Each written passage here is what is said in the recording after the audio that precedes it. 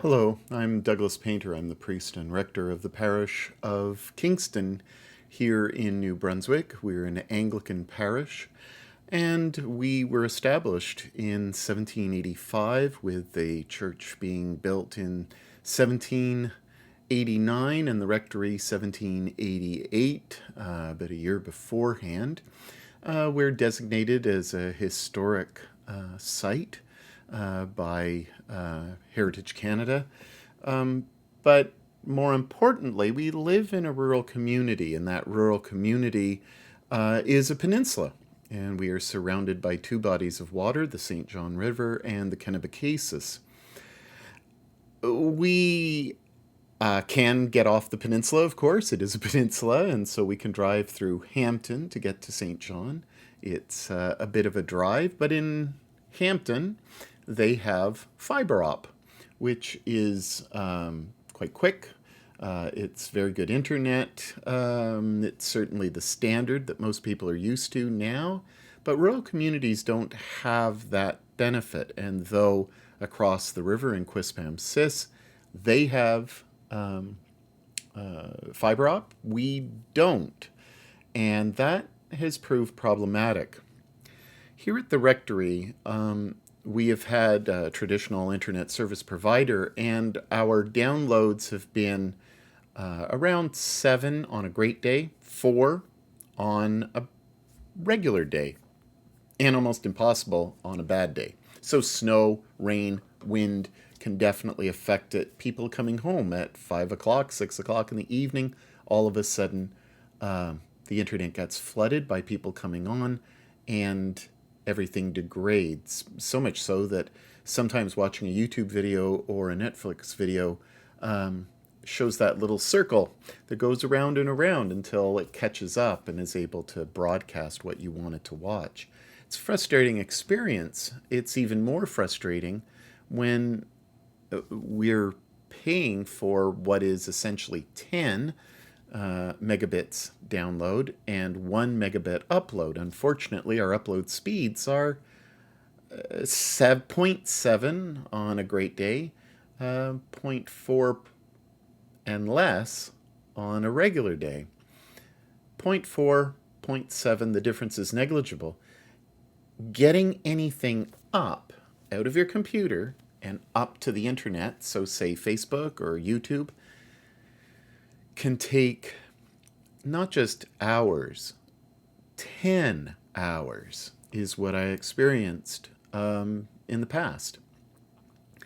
Now, if you put up a video like we do in the parish onto Facebook, and then you want to take it off of Facebook and say put it on YouTube, because we're broadcasting live to Facebook. That's one of the joys of Facebook, is you can broadcast live, and people who are part of your community can actually join in and be a part live. So they get an indication and you're live, and there's a feeling of community, even though during COVID times we haven't had the same community that we have enjoyed in the past. So when I examine the time that it takes to kind of download the video and then upload it to YouTube so that a broader audience can enjoy the content that we provide, it takes a day, almost 24 hours of bringing it up or putting it up and then bringing it down.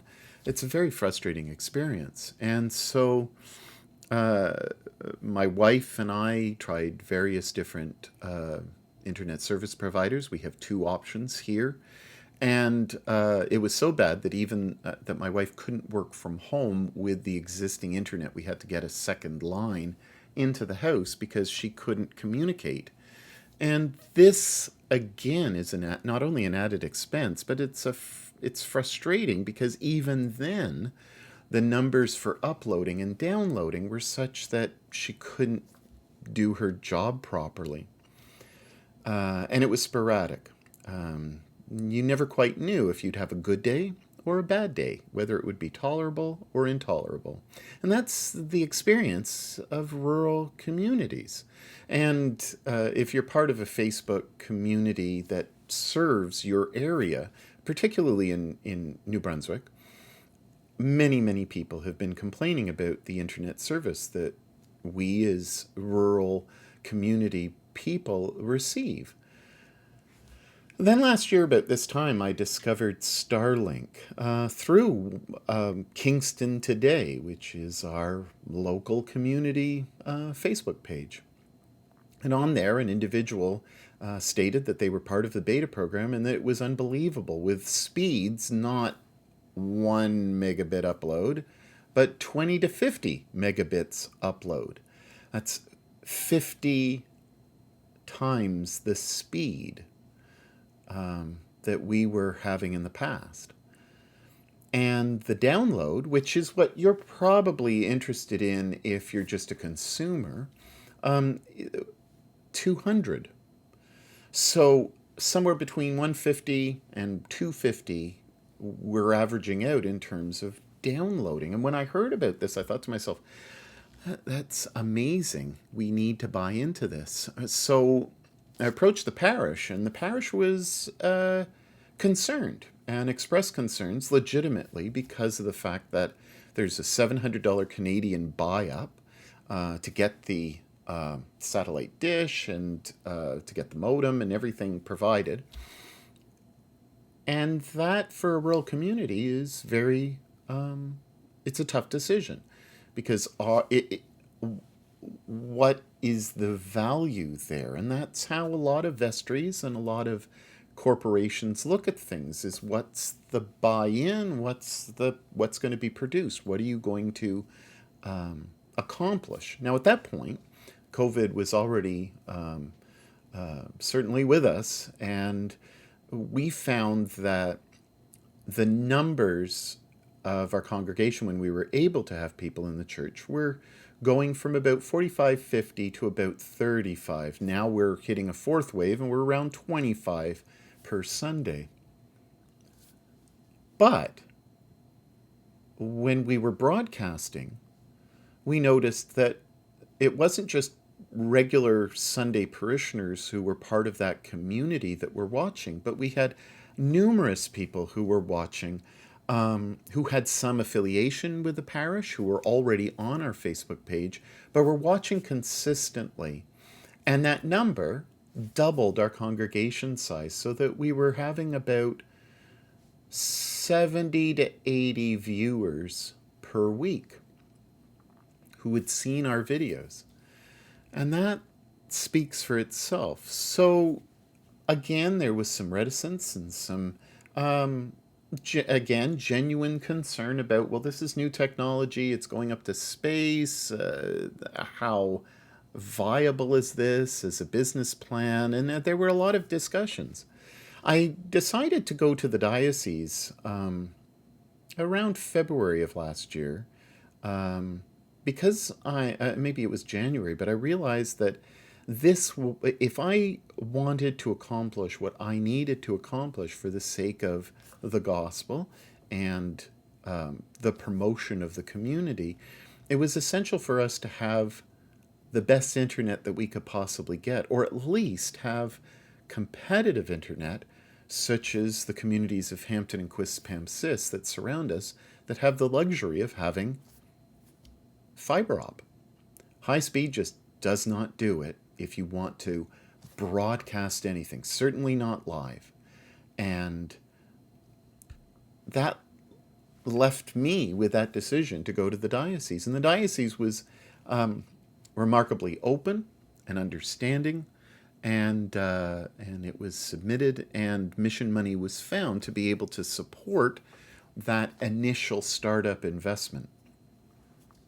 So what essentially we've done is, since July the 1st, when we received the satellite, or were able to put it up, we have noticed that our speeds, of course, are ridiculous. About 20 to 50 on upload. Great days are 50, average days are about 15 to 20, but more on the 20 side for upload.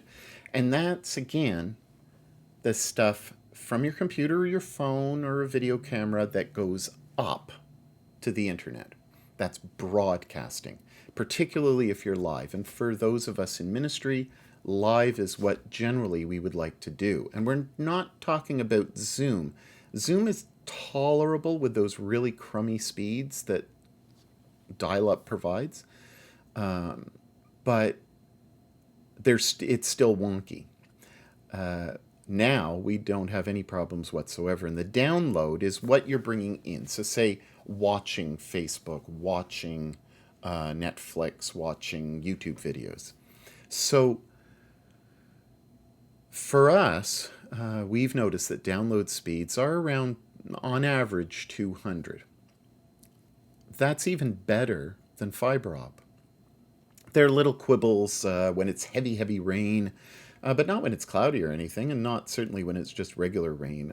We've noticed that there is some moments when it's a little bit problematic, but those have been so rare. Since July, I think we've had 1 or 2 minutes of outage, and that's about it. And I know that for Facebook and Instagram, the way that Facebook and Instagram sends out their signal is they send out, hundreds of thousands of little packets, and those little packets are being sent out to give you that stream of content. So whether it's pictures and images, or whether it's little blurbs of text or memes or whatever, they're sending it out in little packages. Whereas if you're watching a video or YouTube or mail, those are fine. Of looking at, say, CBC or CNN or something like that is a very easy experience, and there's no problems there. But Facebook and Instagram, I wouldn't say that the problems are so bad that it's unusable. Absolutely not. But it can be a pain sometimes. So Starlink provides the speeds, and what we've done here in the parish is we've eliminated our traditional internet service provider over at the hall, and we've put up 2 bridges. So there's a bridge upstairs in the hall that broadcasts to the church through a concentrated beam, not a mesh that goes in a big circle, but a concentrated beam over to the church. There's a router set up, and you'll see that in a few moments. And then there is another bridge, a separate line, that sends out the signal the other way to the hall, which is on the other side of the rectory. Now, I've been assured that these bridges can go kilometers in distance. So people who are a kilometer away probably see something called Trinity or Hall. And so without the password, of course, you can't get on. But that's the benefit, is that we've been able actually to save money by having this technology. So I hope that this has given you a little bit of an insight into the reasons why I'm able now to do uploads with videos to Facebook without any concern. I haven't needed to use data on my phone. And also, we've been able to use conference material using a computer to be able to go on Zoom. No issues at all with broadcasting the voice or broadcasting visuals. Everything has been absolutely perfect. And so I'll explain in a series of little videos right now that will show you how we've set things up. Sorry, the house was a little bit of a mess that day. This was a few months ago, but this kind of gives you an insight into kind of the barest minimum. We're putting up the bridges with a mount, and we're mounting them properly, and we're doing cord management and stuff like that. So don't worry about those things. But I hope you enjoy these videos, and I hope that it gives you some consideration about rural ministry and the importance of speedy internet, and maybe Starlink might be the option that you find helpful for yourself. Anyway, let's watch these videos and I'll return and sum everything up. Here we are outside the rectory, and we're looking at Trinity Church here on the peninsula. And there is our church. So in this window, if I can get my finger in the right position, right there, that is where our bridge unit is.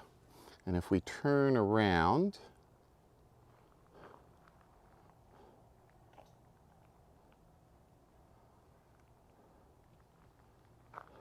here is the rectory, and we have the bridge upstairs in a very small room. And when we move over, you'll see Dishy, which is the cute name that we have, that everybody has for the Starlink unit. So I'm going to raise this up. So there is the dish. The dish is very small. It does not take up a lot of space, and visually it's not distracting, I would say. And so we're very pleased with the way that it looks and the way that it's operated. And so that's kind of the setup for the Starlink. We're now here in Trinity Church. And I'm going to show you how we have it set up. So you'll see that we have quite a large sanctuary and choir area. So I will turn around and show you the interior. As you can see, it's quite a vast space, which is wonderful. And you'll see up top there, there's a speaker, and on top of the speaker, we have the Wi-Fi router. Now that router is connected to a bridge, as we will see pretty soon. I'm going to bring us just over here to our clavinova, which is our organ that we use on a regular basis when we're out of COVID times. And of course, like everything, we have a whole bunch of chords set up. So we will now look up. I'm not sure if you can make it out, but you'll see that the unit is changing colors. And there it is. And you can see that the router is now working. So we're going to go upstairs and I'm going to show you how that's connected.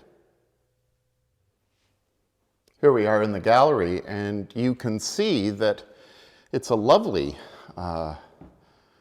18th century gallery.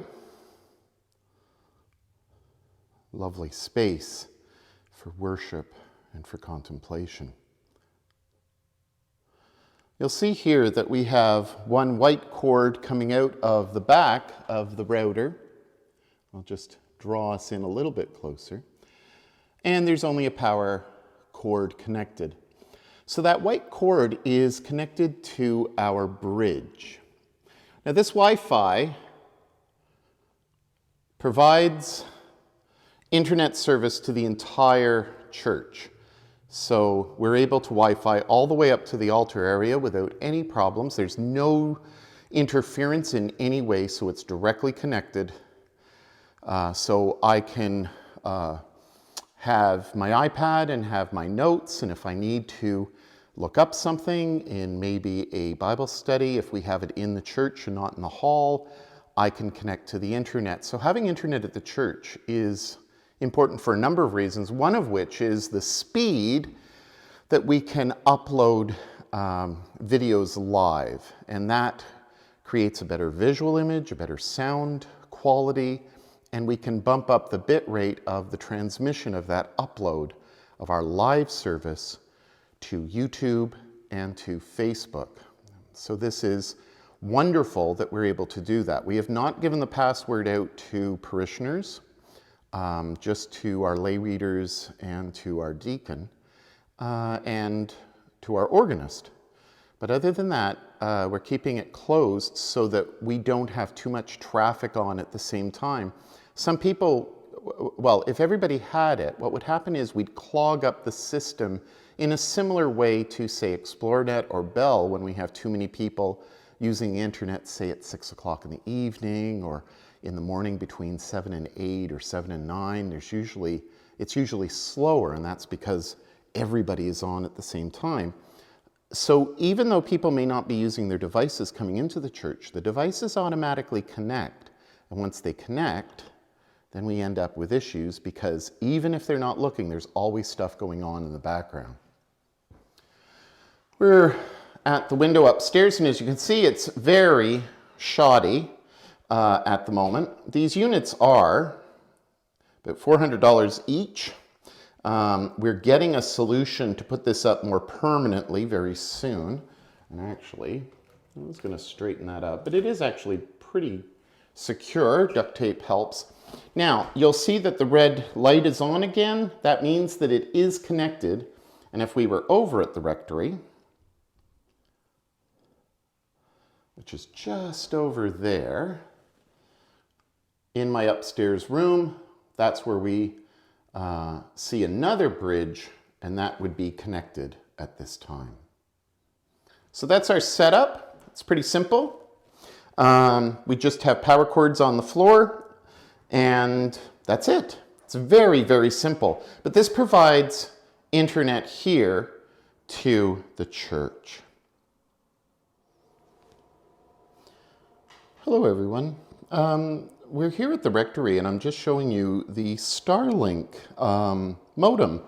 And so I'm just going to go down here. So this is the way we've set up our modem. It's actually very small. It's a tiny unit, and this is the Starlink, and this is a switch. And in the back of our switch, if I can angle this down properly, there we go. So this blue cord connects the switch to the modem, and then in the switch we have various connections that go out. This one and this one, both are connected to a bridge. And this one's connected to my son's computer directly. That's the only connection that's directly connected. This is connected to the Starlink power supply, and I'll just edge over here. You'll see that there's a bunch of cords. We haven't done cord management, but you'll see over there there's a large brick. That's the Starlink, and you'll see a gray cord kind of meandering through our rectory floor, and that goes to the Starlink unit itself. So I haven't changed anything around here at the rectory, so what you see is what you get. So this here, if I can focus in on it, is our bridge. Now that bridge connects to the hall. And as you can see there, that is our parish hall, and that is my office just beyond the leaves that are turning. And that's where we have our connection. So this is the unit. You can see that it's red. That means it's on and it's working. And so the rectory is providing Starlink internet to the hall. It's bridged and connected as if by a wire, but it's wireless. This unit can actually go many kilometers out, and that is one of the benefits. As I just swing around here, going to the end of our hall, you will see that the leaves are definitely turning.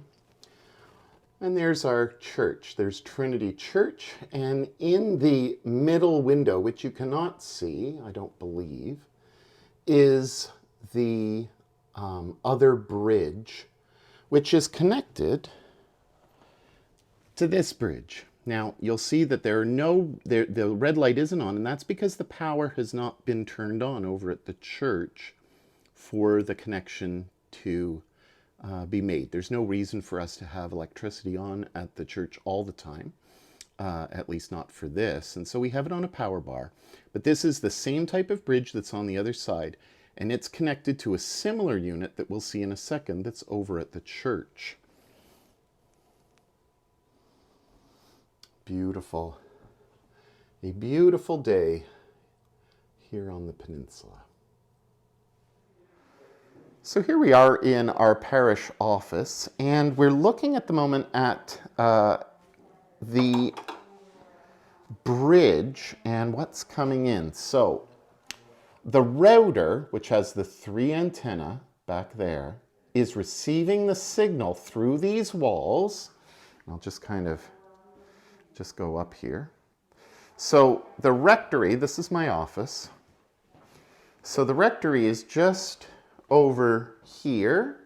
You can see it all go up. So the bridge is in that window, and it's coming through here into my office, through the bathroom, through all of here, and we get over, as I showed you before, we get over here, and that signal is powerful enough to go in there to the router, and then it goes to a mesh. Now this round, tall, white thing is the mesh. And what that does is it sends the signal out in a big circle. So the bridge is going like a wire, and it's kind of going directly to this, and this is sending it around. So I'm just going to go around and show you the rest of the setup. So let's get this back to level. This is Sharon's office. Deacon Sharon here in the parish, and we're just going to move around. So here in the hall, what we have is we have a little seated area for when COVID is over so that we can spend some time together. And you'll see in the corner that we have another one of those mesh units. So the mesh unit there in the corner is sending the signal out to us. Now I am sure that everyone over there can get access to our Wi-Fi if they had the password. So this is powerful enough that it's meshing it around the hall. So I'm just going to move around the hall here. And I'm going to show you that we have another unit. And I might as well show off the hall. There we go. So I'm just going to go over to the kitchen. And you'll see that we have quite a vast area here in our hall. It's very unfortunate that we haven't been able to use it during COVID, but we've got a very nice space, absolutely wonderful. And so we've been able to use this in the past for a lot of events, obviously, but now we'll be able to have this space and promote it for Wi-Fi, and that those who maybe are business people who want to look for a venue that has internet access and great internet access, they can come here to our hall and be assured that they're going to have speeds that will enable them to go online and upload as well as download. So you'll see here in our kitchen that we have another mesh. And again, this mesh is probably going all the way to the other side. And you'll see that there's school children. That probably can reach all the way over to the school with that mesh. So the whole hall, the kitchen, everything is covered by the internet. Now what this has enabled us to do is eliminate our Bell service provider here at the office, and By getting rid of Bell, we've saved ourselves upwards of $100 a month, which pays for the internet over at the rectory as well as here. So before we had another account over at the rectory. So we're saving ourselves a lot of money, but it's the time and the upload speeds, and I'll show you those in a little bit. Hi. So I hope that that was helpful. I know that we went all over the place and that it was a little bit long, but I wanted to show you the setup to show you how easy it can be. You don't need tons of stuff. Yes, you'd need to probably have about $1,000 investment if you want to bridge everything, but I want to show you the speeds live. So I've got up the speed test and I'm just going to press go and we'll see what it looks like and if it promises what I told you. So the ping is a little bit low, but not terrible, and there you go.